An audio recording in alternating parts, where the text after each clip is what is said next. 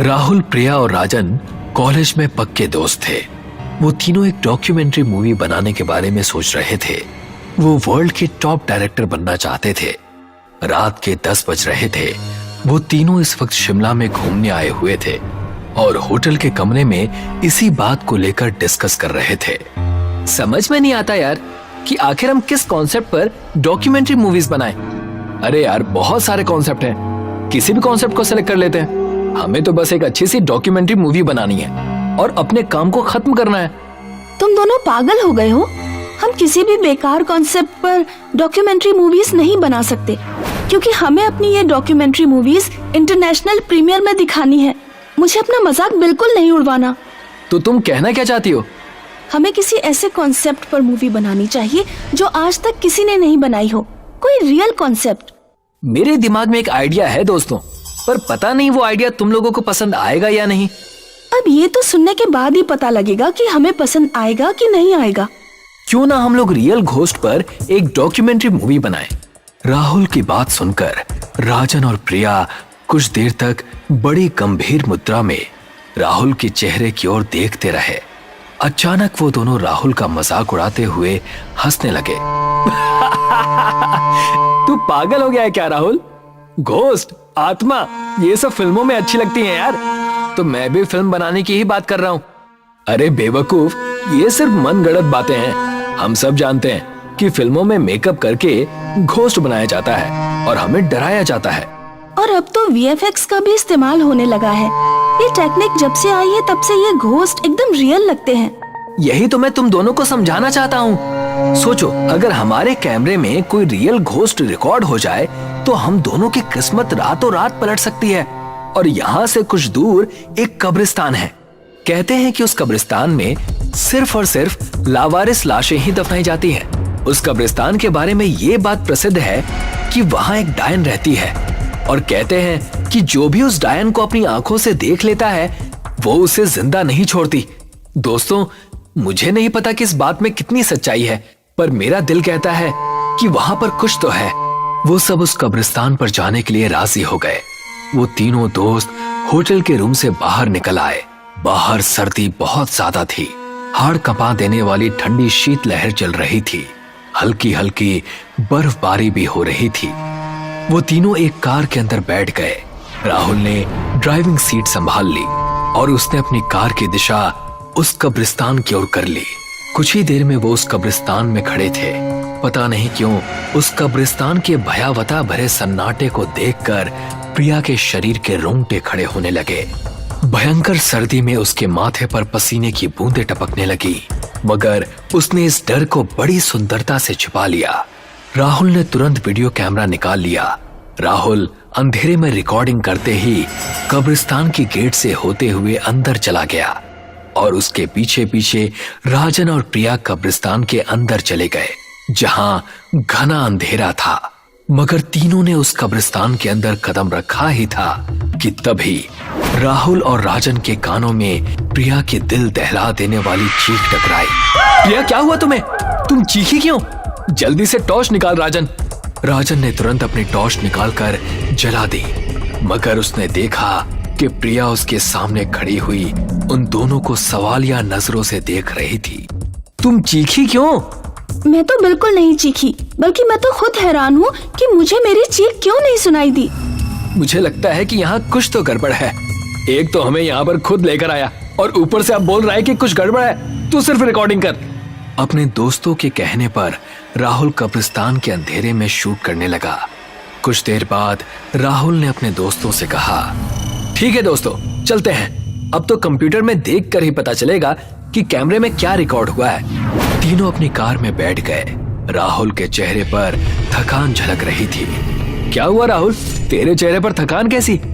पता नहीं क्यों यार, जब से कब्रिस्तान से बाहर निकला हूँ मुझे ऐसा लग रहा है जैसे मेरे कंधे भारी से हो रहे हैं। कुछ ऐसा ही मुझे भी महसूस हो रहा है यार, लेकिन मैंने तुझे इसलिए नहीं बताया कि कहीं तो मेरी बात का मजाक ना उड़ाए। प्रिया, क्या तुम्हें भी ऐसा महसूस हो रहा है? मुझे ऐसा कुछ भी महसूस नहीं हो रहा। राहुल ने तेजी से कार अपने होटल की ओर दौड़ा दी। होटल के रूम में पहुंचकर राहुल अपने लैपटॉप से अपने कैमरे पर की हुई रिकॉर्डिंग देखने लगा। अचानक राहुल के मुंह से दर्द की वजह से हल्की सी चीख निकल गई। क्या हुआ? पता नहीं यार, बहुत सा बोझ महसूस हो रहा है, मानो किसी ने बहुत सारा वेट मेरे कंधों पर रख दिया है। अजीब बात है, कार के अंदर मुझे भी ऐसा ही महसूस हो रहा था, लेकिन अब मुझे बिल्कुल सही महसूस हो रहा है। टेंशन मत ले, मेरे पास पैरासिटामोल रखी हुई है, उसे खाकर सो जाना, तुझे आराम मिल जाएगा।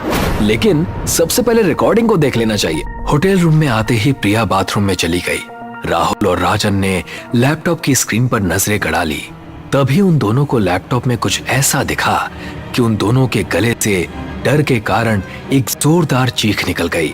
उनकी आंखें डर और दहशत से फटी की फटी रह गई। वो दोनों एक दूसरे के चेहरे की ओर हक्का बक्का होकर देखने लगे। दरअसल उन दोनों ने देखा कि जैसे ही वो कब्रिस्तान में एंटर हुए, एक बेहद भयानक दिखने वाली स्त्री प्रिया को अपने पंजों में उड़ाकर ले गई। उन दोनों ने लैपटॉप में देखा कि वो कब्रिस्तान में अकेले नहीं थे। उन तीनों के अलावा कब्रिस्तान बहुत से भयानक दिखने वाली आत्माओं से भरा हुआ था और वो भयानक चेहरे वाले राहुल और राजन की ओर घूर कर देख रहे थे। राजन ने तुरंत लैपटॉप को बंद कर दिया और चीखते हुए राहुल की ओर देखकर बोला, आखिर वो भयानक स्त्री कौन थी जो प्रिया को अपने पंजों में दबाकर उड़ा कर ले गई?